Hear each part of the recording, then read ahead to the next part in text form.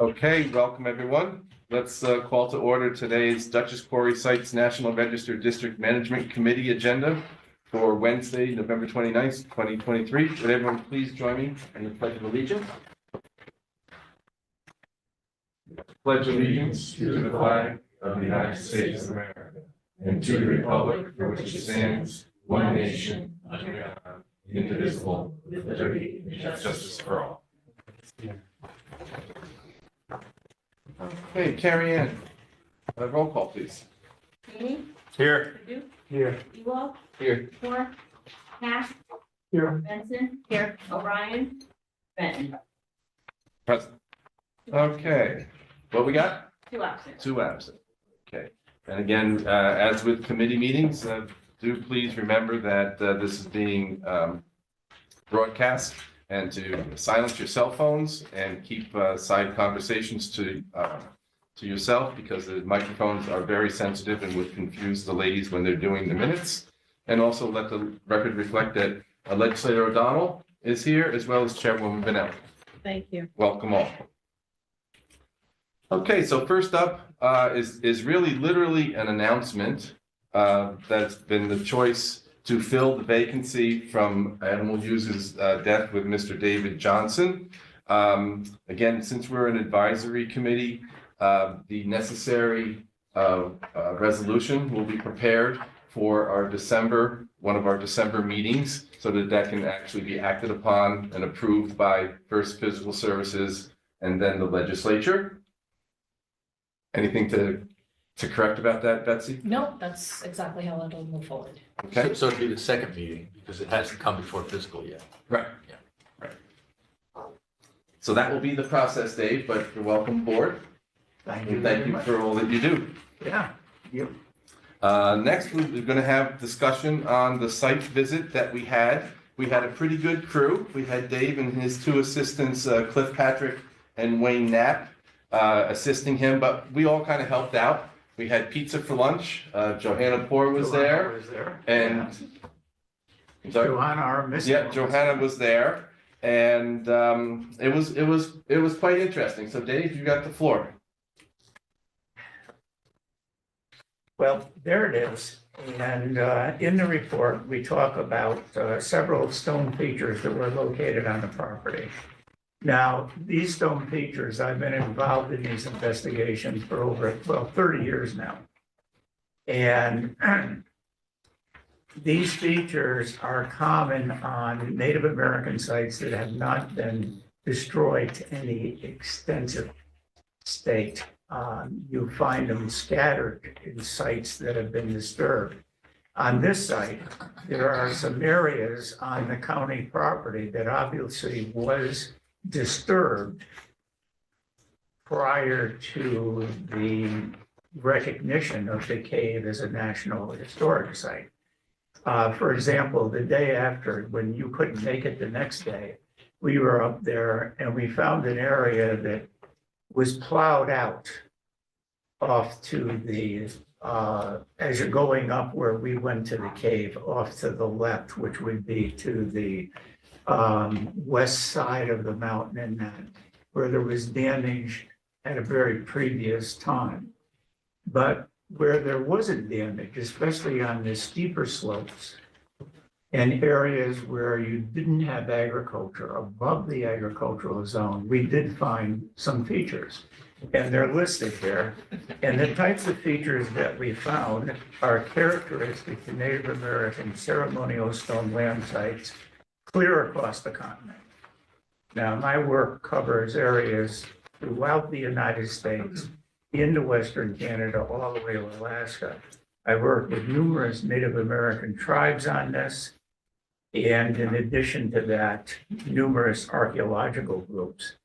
And in here, I mentioned that various Native American tribes recognize these stone features as a very important component within their cultural and spiritual tradition.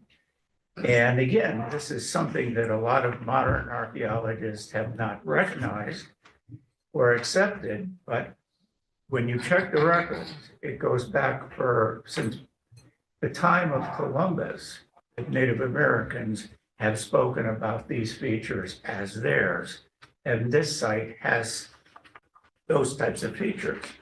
And in it, I compared it to other features that we have found at other sites that have the same characteristics, the same function, and the same recognition with the Native Americans.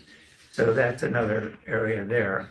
The other thing, Lee and I, when we saw the monitor that is located in the cave back in April of last year, and then we went back this last fall, we thought the monitor was moved. Mhm. But when I I believe so. compared the photographs I had and the details of it, it didn't seem to be moved. It's in the same location. So that remained the same. The other thing is the close proximity that I mentioned in here of where they're currently blasting is within 460 to 500 feet of the cave, which is, again, we know it's close, but it's extremely close.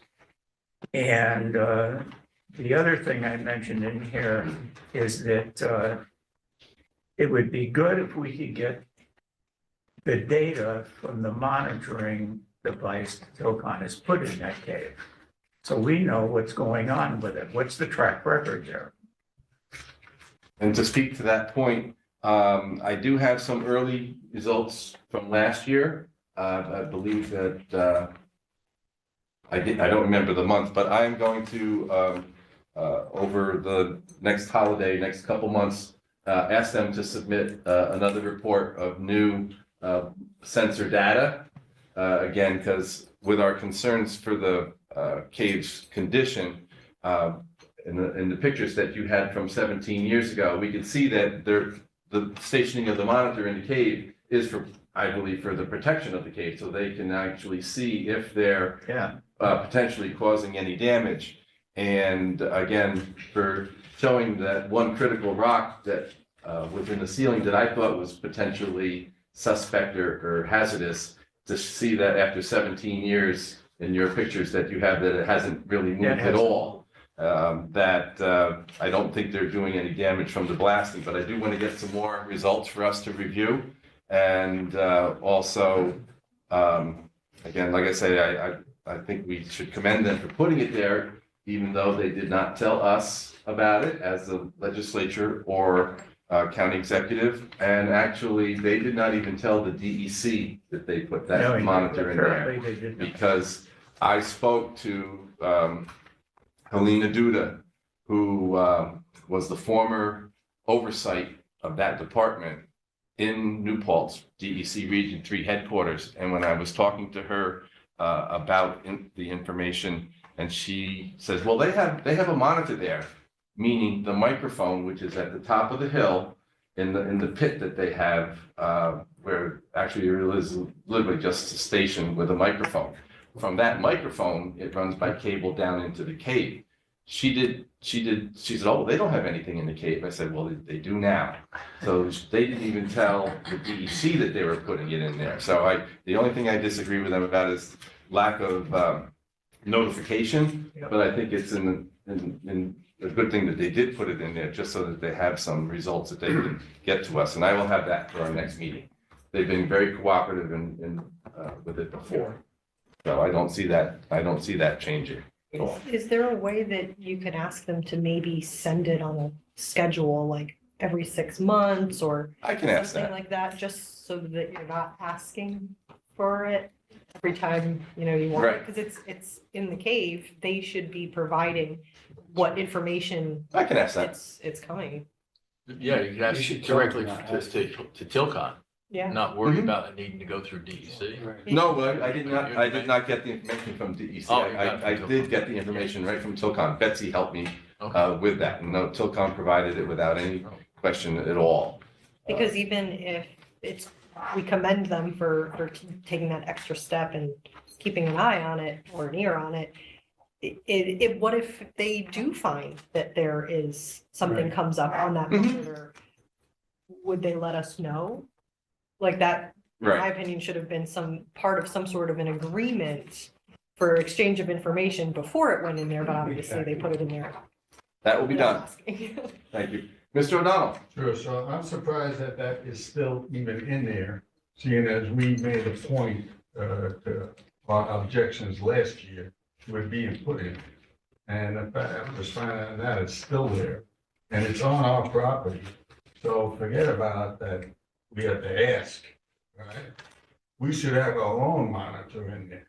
If they're gonna keep theirs in there, because I, unlike you, Chairman, do not commend, okay? So, I'll talk to, the chairwoman later Okay, about getting our own monitor in there, because I don't expect them to share their results voluntarily.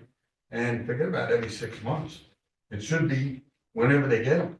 If they get them daily, send us a copy, daily, you know? Because by the time something happens, it's too late. that's true. That's true. Thank you. You're welcome, sir. Dave? Continue. I just need, sorry, I need No, to interrupt there. That's basically it. It's what's stated there, and it's characteristic of other sites. I mentioned Gray Court in there. There's another famous rock shelter not far in Goose Pond State Park, which is another rock shelter. And we did the survey on that one, and it's amazing that site has been fairly well protected because of its location. Surrounded on 3 sides by a swampy area and not a place where you would do a lot of agriculture. And we found very similar stone features there, very well preserved and very well documented. So we have examples of this in the local area as well as across the country. Similar features in association with rock shelters, which have been excavated and dated with the artifacts and everything well recorded. Well, I want to thank you for this and your team for, Cliff and Wayne. Now, I'm kind of familiar with some of these items because of reading your book. Does anyone here have questions for Mr. Jones? Dr. Task? Well, I've known Dave for a long time, and faced controversies for a long time, but say I feel I have to bring this up. Dave, you start the report by indicating using your methodology. In a report such as this, methodology has to be clearly stated. What is your methodology, not just you're using it. So would you please describe your methodology? My methodology consists of several components. One component is looking at, it's just like typing points. When you go in and you type points and you're telling the difference between a Lamokan and a Clovis point, you look at various characteristics. We do the same thing with the stone features. And in the report, I show how we have similar stone features from site to site to site. And this is very characteristic of the Native American stone landscape. So we're identifying features that are common to these sites and replicated in association with known archaeological sites. The second thing of all goes back to the association with the geology and the hydrology. And that I got into way back when I was doing Nazca. I got involved with the lines of Nazca. And one of the things that I came across there, I went down there not to do archaeology. I went down there to find water resources for the city of Nazca. And as I was studying the water regime of that area, I found that much of the water that was coming into that system was from the bedrock fractures and faults in the mountains and not coming down the river. And that's an explanation, is a long one, because it goes with a desert. And unlike the Hudson River, the river only flows on the surface, about a month and a half a year, and the rest of it is much subterranean and very slow. So the natives then, 2,000 years ago, were getting water from the mountainsides and bedrock fractures. And during that time, we tried to figure out how on earth could these people have tracked those water sources. Now you realize, in the beginning, I was working alone, then I became part of the University of Massachusetts Amherst. We had the geoscience department down there in addition to the archaeology department.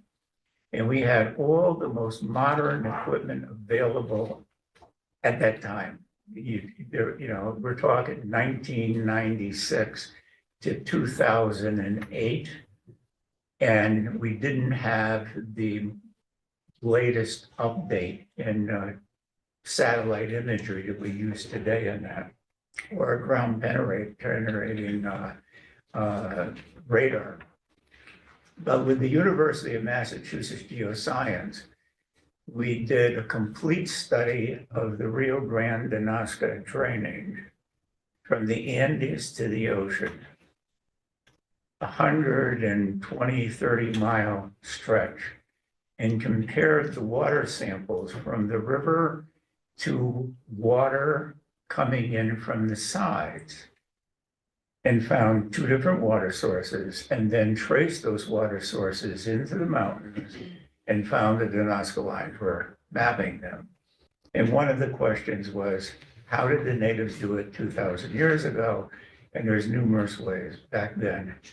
I've seen people sense water in Africa where they just walk back and forth and find concentrations of water underground. And it's been proven by the United Nations wells that have been put on these sources of water, which are amazing. In addition to that, I started practicing that, and I came up with dowsing, which I never thought I'd be talking about 30 years ago. But dowsing started to work, and it worked very well. And one of the things I've done over the years is conducted hundreds of blind studies. And most people, well, anybody who spends time working with me in the field, unless it's something like this that just had to get done, I do blind studies when I enter an area and I say, look, don't tell me where the archaeological site is. Don't tell me where the stone features are. Let me see if I can find it. Put me in the area, tell me which side of the road. And then I start looking at the geology, and I use the dowsing rods to find concentrated flows of water beneath the surface. And I follow it. And as I follow it, if there's stone features there, it leads me stone feature to stone feature. It did on the Nazca lines and other sources, and it's done it consistently. And every team of archaeologists, geologists, hydrologists that have worked with this and seen it just said, it does, it's there. And this has been peer review right up to the top. And I mean, to the top, to the Smithsonian Institute. Dennis Stanford, who passed away a few years ago, had heard about my research for numerous years. And then finally, when I was out west, working in Colorado, we got together. He invited me to meet with him. And then he tested on this and came to the conclusion that it worked, whatever was there. And this is supported by various Native American tribes. Native American tribes also don't admit to the public very often, but many of them are now admitting, because of trying to save their sites, that they use various forms of what we call dowsing, which is a misnomer in many ways. But the point is, they use something to find the concentrated flows. They follow them, they map them with features and their structures. And this has been peer reviewed by the Smithsonian Committee of the National Museum and accepted into the National Archives. So it has been shown that there's something there, something works. And so that's part of the methodology as well. And also, we didn't this time bring Native Americans into the site. However, we also should consider Native Americans looking at the site with us, Mhm. which is another component I mentioned to you way back when. Mhm. So, couple things, Dave.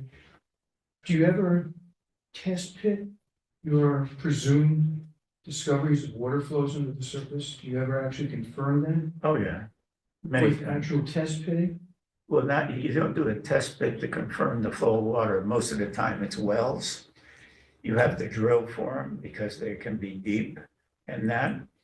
And also we test on situations which are existing. For example, when I went to work with the Navajo, on the Navajo Reservation, which is the largest Native American reservation in the United States. They took me out in an area and said, see what you could find. And the results was, I said, okay, I don't even know where I am. They said, see if you can find anything within this area. And I started walking around with the rods and I picked up on a flow. And I followed it up over a hill. And on the other side of the hill, which I could not see, I did not know existed, was one of their best wells in the entire reservation. And we've done this many times in showing that we could find them. Now, in addition to that,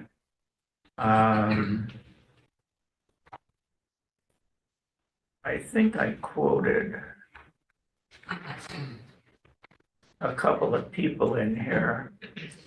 This is the Hopi Water Resources Management Team Dave, what page you on? on page 5. Okay, thank you. And the Hopi are one of the most traditional, closed Native American tribal groups in North America.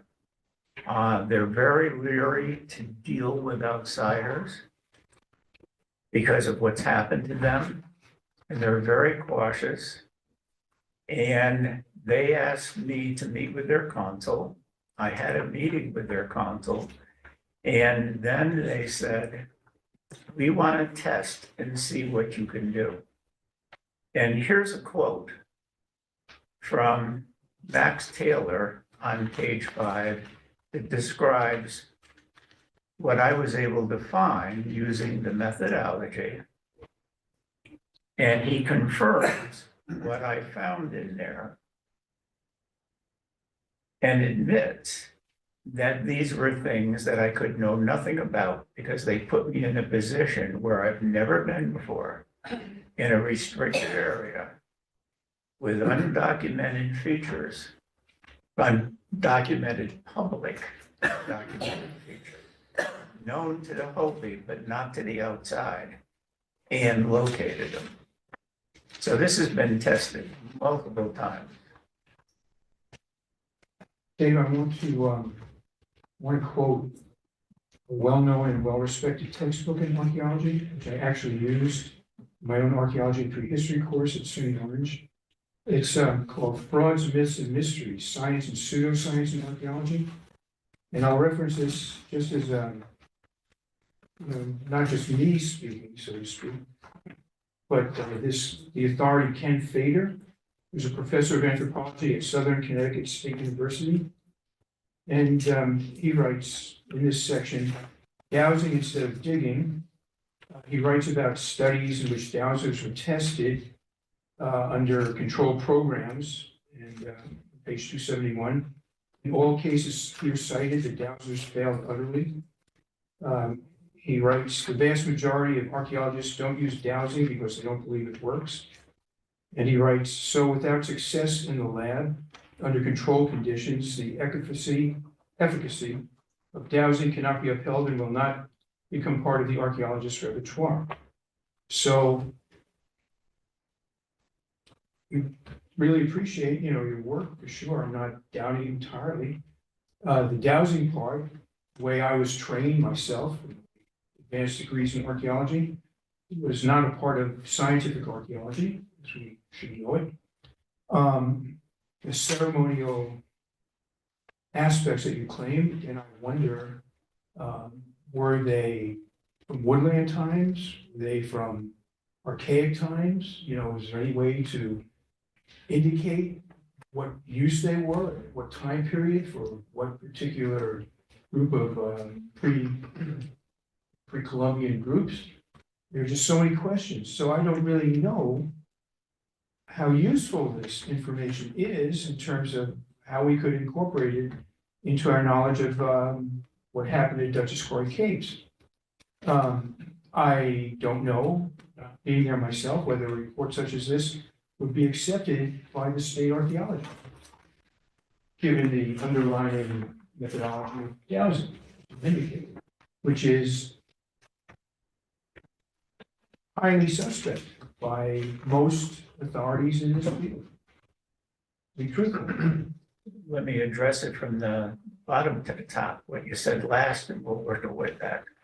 I've been working with the New York State archaeologist, Christina Reith, for many years on this. They are archiving all my reports in the archaeology department in the state of New York and requesting them. The SHPO is keeping an on-log catalog of all my reports for all sites and encouraged me to go and research these.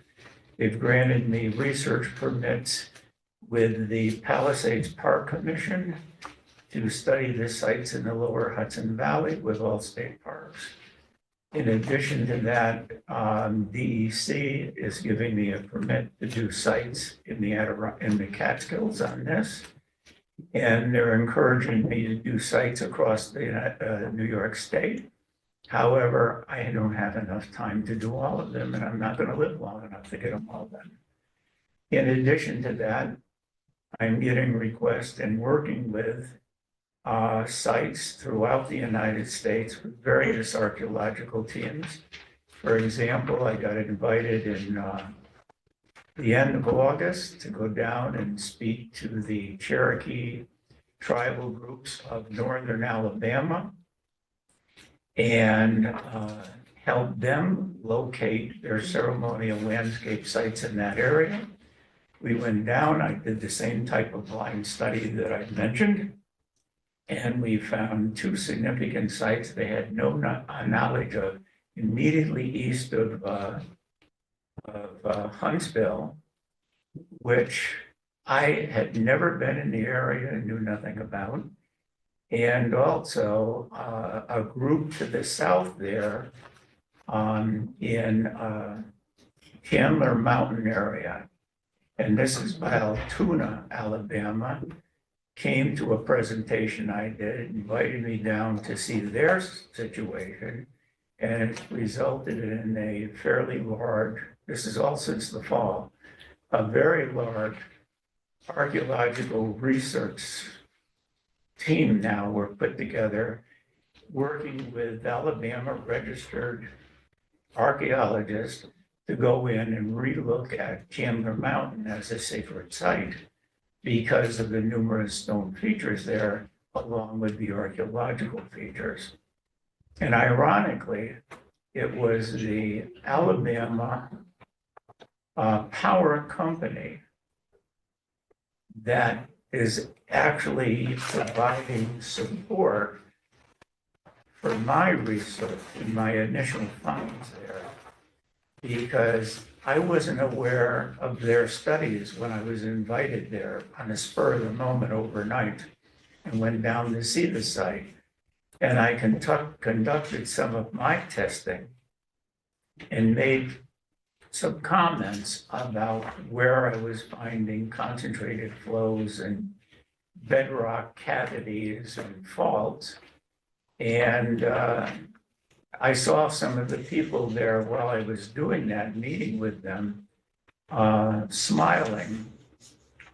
And then when I got all done, they pulled out the geological and hydrological study of Chandler Mountain done by the Alabama Power Commission in 1984. and said, spot on. This is in the report. Why? Because the power company wants to build a power dam on top of the mountain and a power dam below. And what is unusual about this mountain is that it's right at the end of the Appalachian chain, a flat top mountain, very much like this table, with sheer drop-offs, totally unlike any other mountain in the entire region or the Appalachian chain. And it's supported underneath by limestone and capped with other fractured materials. What's happening in this mountain is that water from the base is coming up through artesian systems to the top of the mountain, which has no watershed. It's a flat surface on top. There's no watershed. And there's big lakes up there on top of the mountain.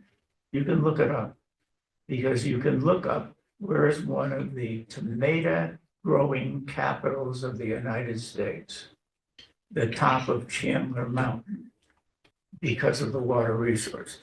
And the water is coming up in artesian systems so they could build a dam, have water supplied by a natural resource, drain the water off the top through a hydroelectric plant, capture it on the bottom, and have most of the water refiltered to the top by an artesian system. It's a very natural system. But this would destroy multiple Native American sites. And so we're actually putting together a project to work with the power company to see how to save the sites and prevent this from being destroyed. So there's just multiple projects I'm working on with this. The point is that whenever you come up with something new, something different, of course, you get challenged with it. I've been challenged for 30 years on this. But those who go in the field and see it, and see how it works, they come back and say, okay, let's work. Let's get this done. Now, you saw me follow the rods. Mhm. And did it lead to features? Yes, it did. And it was features that neither of us knew existed there, Not previously. not previously. It really was pretty amazing, and because a lot of these rocks, again, I don't know how they got there, but I couldn't see that they would have been something that was left behind by a glacier or something before prehistoric times. They didn't look like rocks that were blasted because there's no hill around where the rocks are to blast, and it's not like they rolled off the top of the mountain. And there was one other specific feature that was near one of the larger features. It was actually two boulders that formed an arch with a passageway underneath them. Can that happen with, geologically? Probably, I don't know, but it looked suspicious that it was some sort of, human making.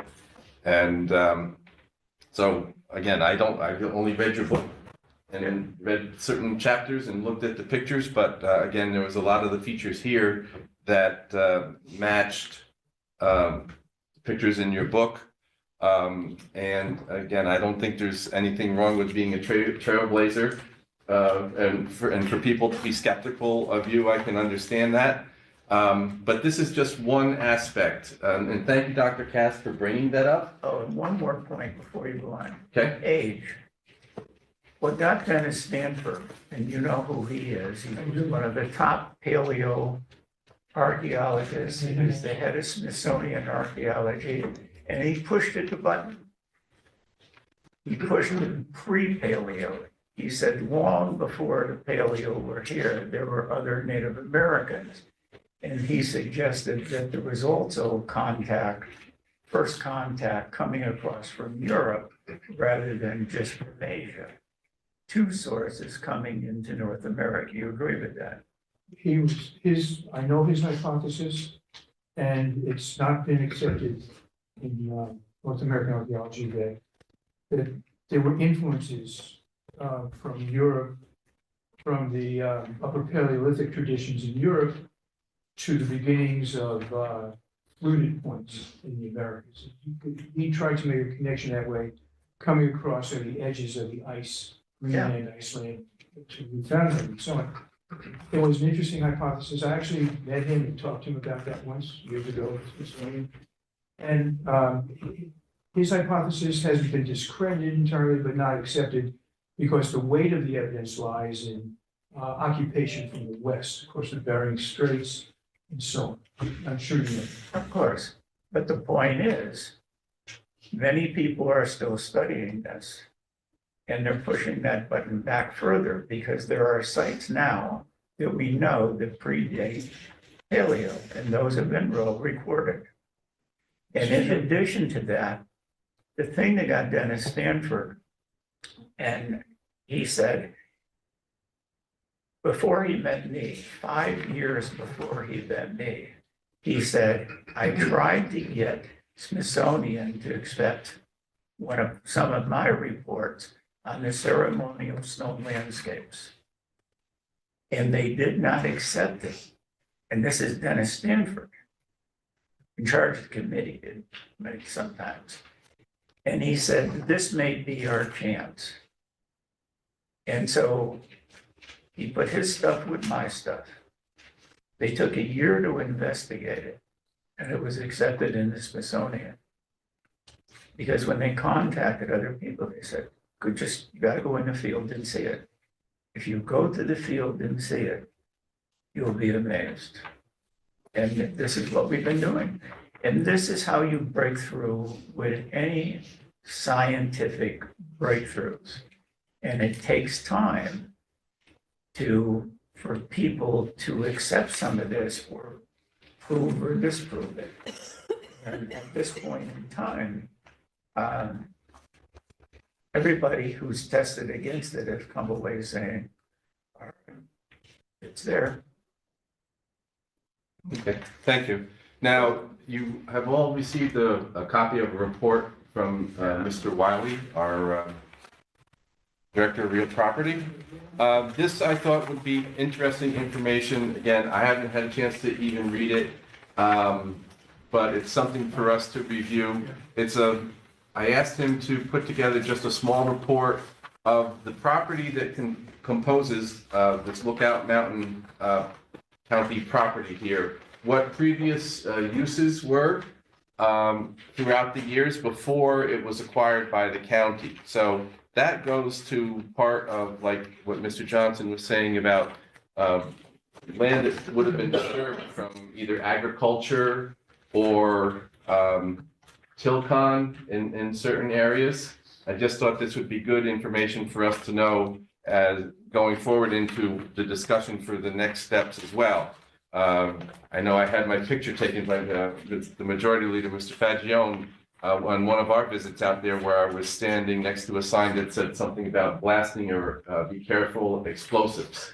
So we know there was activity by Tilcon as well, but I thought that would be interesting information. And for the next process, discussion, I would like to rely on Dr. Cass because I know very well, and I think anybody who talked to Animal, he believed that this was a real active paleo area. You know, he thought maybe, you know, some kind of trading post or something like that. So what would be the next step and how getting like an educational organization or archaeological group to do actual testing, and where would we go for testing pits where, you know, like they do them, you know, very scientifically with specific delineated areas that they literally by hand with trowels.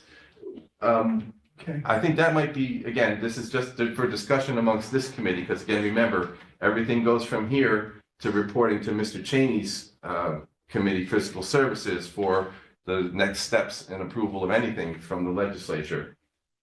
Well, actually, I mentioned this in a previous meeting. But what I believe should happen if further subsurface investigations were to be conducted at the Dutchess Quarry Caves National Register Historical Site. Mhm. Would have to be very professional. And I think the two other members of the Orange County chapter, Dave and Stephanie beside myself, I hope would agree that the chapter no longer has the resources to engage in those kinds of subsurface investigations. You know, sometimes pretty expensive equipment and so forth, magnetometers, electrical resistivity surveys, and all that. So I think that a likely source for this kind of very professional archaeological and scientific investigation would be at SUNY Binghamton, where they've got a major archaeological program in public archaeology.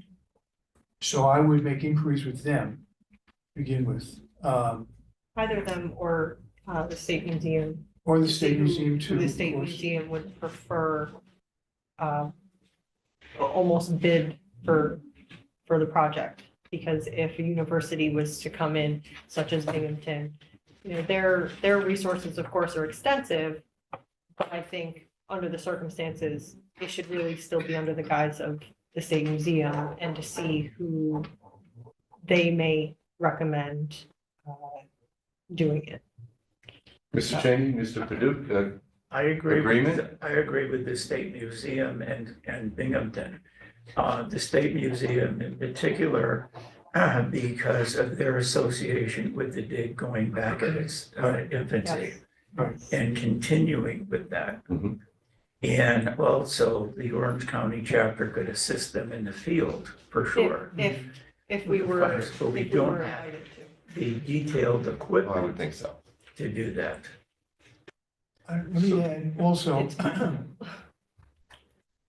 as far as future excavations at the site, at the Dutchess Quarry Caves site, well, I'm not 100% sure how much more could be done, because if you look at the chronology of Dutchess Quarry sites in our district, there were reports of openings, you know, under the surface that were never confirmed.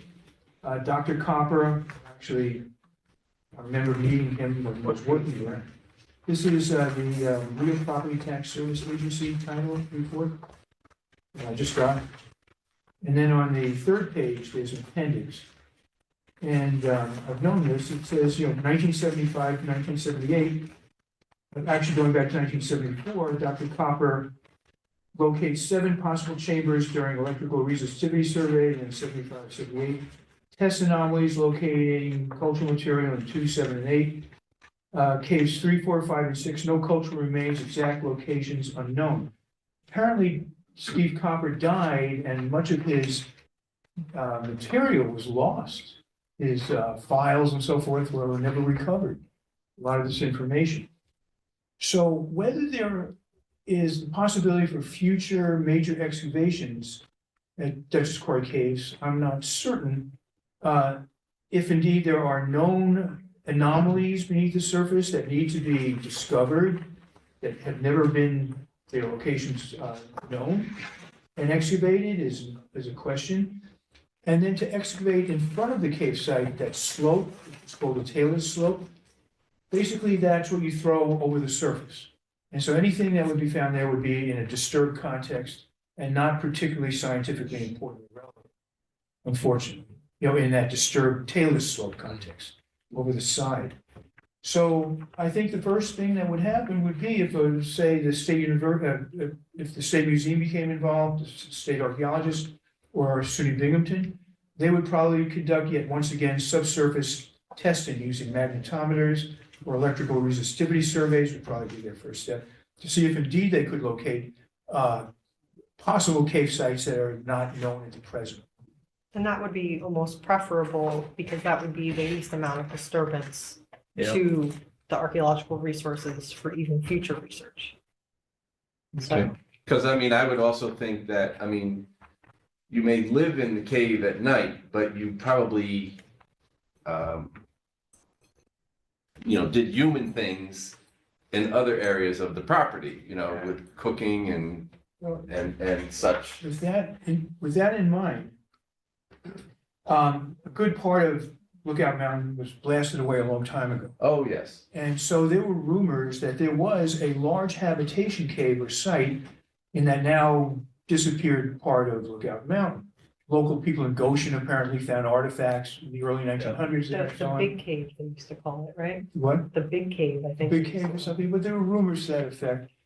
And then what I think was happening at Dutchess Quarry 1, especially where the fluted points were found at Dutchess Quarry 8 as well, is that because they were kind of north facing and there were cold glacial winds still blowing down from, the glacial masses to the, not far to the north, these were probably lookout spots to survey what today's the black dirt region below, at that time glacial swampland and marshland and muckland, where there were indeed mastodons and other large, fauna. Surveys, when these herds were spotted, then to tell the people at the main cave it's time to hunt. But I don't think, no food debris has ever been found, to my knowledge, at Dutchess Quarry 1 or Dutchess Quarry 8.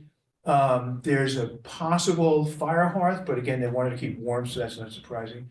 But those were probably not habitation sites, but rather hunting lookout sites, in my best guess. Okay. Yeah, I agree.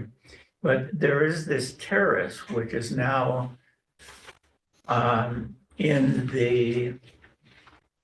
being worked by the mine. And I asked Barry about this. I called him.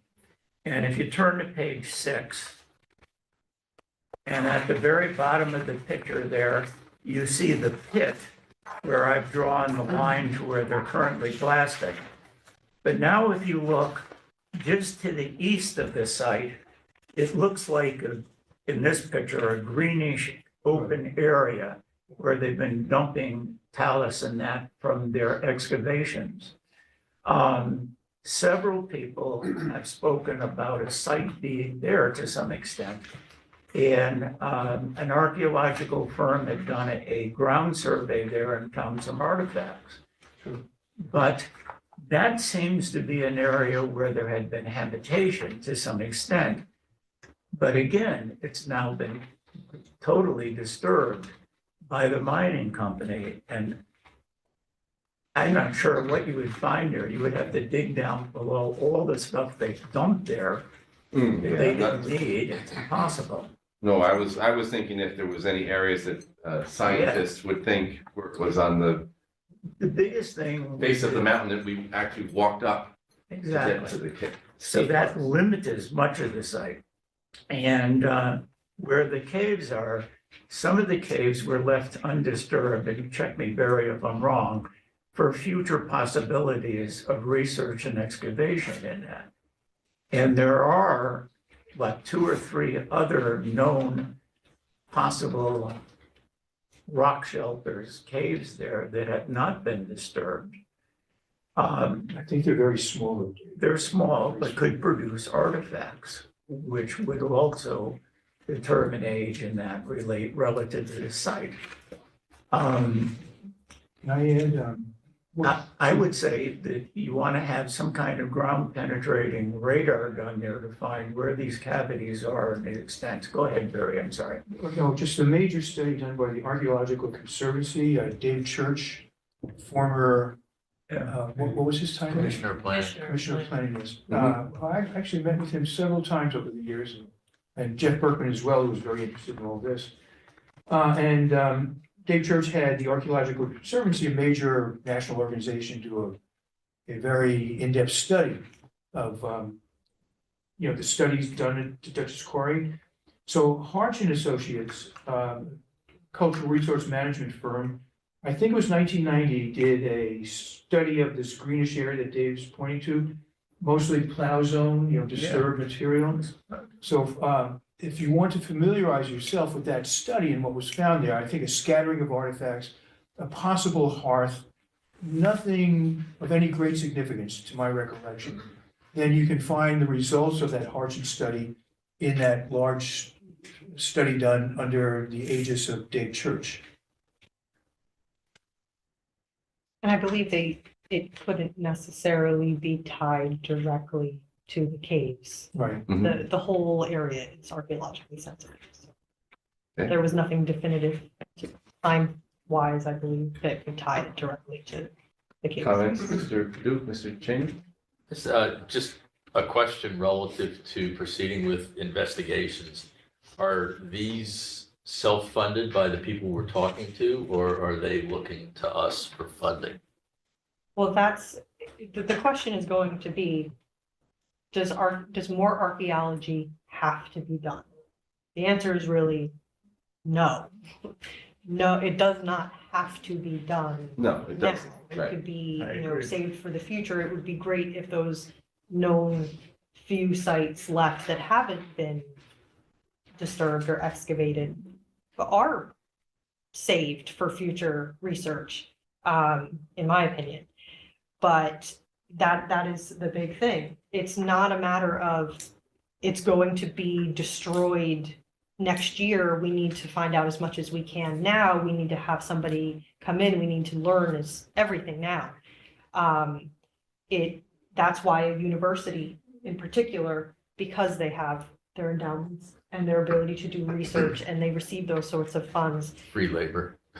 Well, yes.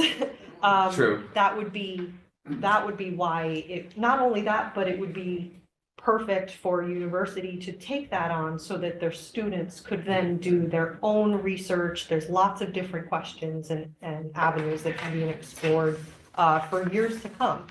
You know, even with the collection or with the reports or anything, there are still research questions that students are able to ask and write theses on, and, you know, dissertations, things like that. And that would almost be, again, my opinion, the perfect avenue for any future archaeology at the site was in order for us to not just preserve the site, but preserve the history of it and future research, anything, is to make it so a university or students in the future from any university would be able to take all of the resources and all of the artifacts or anything that we already know and what could be looked upon in the future and continue to use it and build upon the history of the site and what we know, because it is ever changing. Right. What- So do What we, we found in 1980 is not the same anymore because it can be viewed in a different way. right. So do we know contacts at either Binghamton or the state Yes. of Albany? I think, Yes. well, let's back up a little bit, Dave. I think that we should talk to the state museum about it. And again, archaeology doesn't need to be done now. Inviting an organization to come in would be great, or a university to come in would be great. I think that NYSA, of course, the New York State Archaeological Association would be made aware, but I think that NIAC, the New York Archaeological Council, should also be consulted because NIAC is largely made up of university professors and department heads and things like that.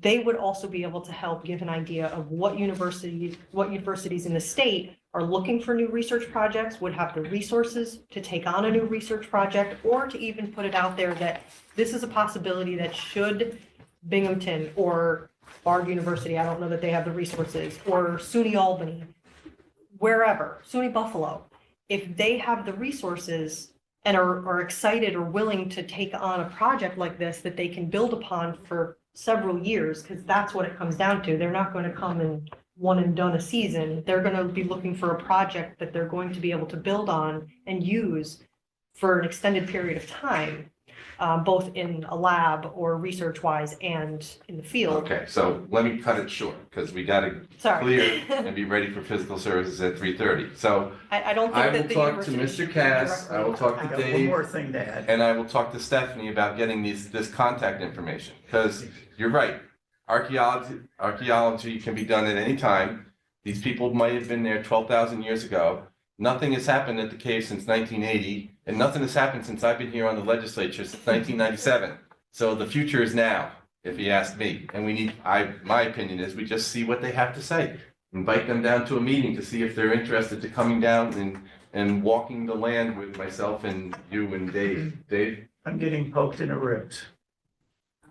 by the person sitting next to me, Okay, animal.